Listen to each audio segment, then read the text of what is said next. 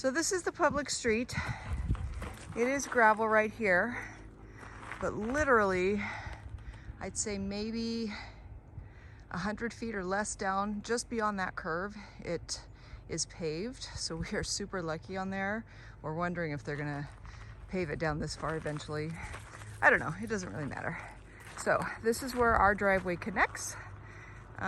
We decided to do somewhat of a long meandering driveway for a couple of reasons. This is about the only spot where our property connects onto the main road in a flat situation. If you go down that way, because our property is mostly that way, it doesn't go much further that way. But if you go down that way at all, it starts to really drop off. So it would have required, you know, culverts and building the land up and all that kind of stuff. It would have been a little bit more work that way, which we didn't want to do. And we just wanted it to meander. We didn't want it to be a straight shot into the property. So of course it's more work to start off with, but we really like the way it turned out, because as you come into the property, you really get to see the property. And then, except for where it really connects with the road, you really can't see where the driveway goes from the street. You can just sort of see that, hey, there's a driveway there, and then that's all you get to really see. And it feels more private. So I'm gonna walk this driveway just a little bit just to kind of show you where it goes. It does make for a long driveway, you know, relatively speaking, because it goes way around the property. So we have some gravel on it. This is not the final gravel. We're definitely going to need more. If you look up this way, none of this has been cleared yet. You can see there's a lot of little spindly trees in there. A lot of these trees need their branches cleared and stuff yet, but you can see that if you look up that way, you really can't see the road anymore. It's nice and private back in there. And then if you look out that way, there's our stand of hawthorn bushes out there. In that cleared area there, we had another stand of hawthorn bushes, but we took those out because we wanted the view to be nice and open.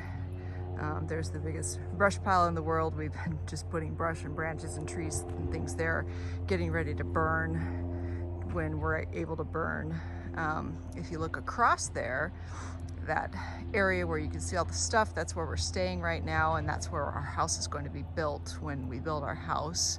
And then way across there, there's another biggest brush pile in the world. We've got, I think, 3 large brush piles that we're building on right now that will burn when it's time to burn. So good news about this place is we don't have to worry about where to put stuff when we take it down, because you just make burn piles, and then when it's burn season, you get to burn your stuff up. So continuing along the driveway here, it just continues to walk. And then if you keep going further this way, we're starting in the area where our property ends not too far past this driveway, and then looking up that hill, most of that is now the neighbor's property. So neighbor's property there, our property here, and then our property here. And then everything you see out that way is our property, and certainly up that way is our property. There's the boys. They know this thing from front to back and start to finish. You can kind of get a picture up there. There's the wood lot. And then as we start to get, there's our hawthorn bushes. I'll show you later. We've got turkeys that live in that stand of hawthorn bushes there. A big flock of turkeys. We've seen up to, I don't know, 16 of them at a time. And they seem to have come with the property here, which is kind of cool. And so dead ahead, that's our wood lot. We brought all that wood from our property. That's what Dennis has been busy milling the last 1.5 years since he bought his sawmill, and now we know why. Most of that's gonna go into our house. We did have to dig 1 culvert for this driveway because this was a pretty low spot. So you can see the culvert here. And it turned out pretty good, and we're gonna create a little creek bed here. And luckily we have parts of our property that are pretty rocky. So when we find rocks that we don't need, they go into the culvert. And that'll create a nice little bottom there. So We've been stacking up wood here as we bring it from the property. We've got almost all of the wood from our property that has been brought over, and we'll go into the house. Most of it's earmarked for the house and not the barn. The barn will just be sort of more of a simple framed barn. And then the driveway splits here. So what you're looking at now is the right side of the driveway, and that'll go over towards the shop, which I'll show you in a minute. And then this part will be the left side of the driveway, which will go over towards the house.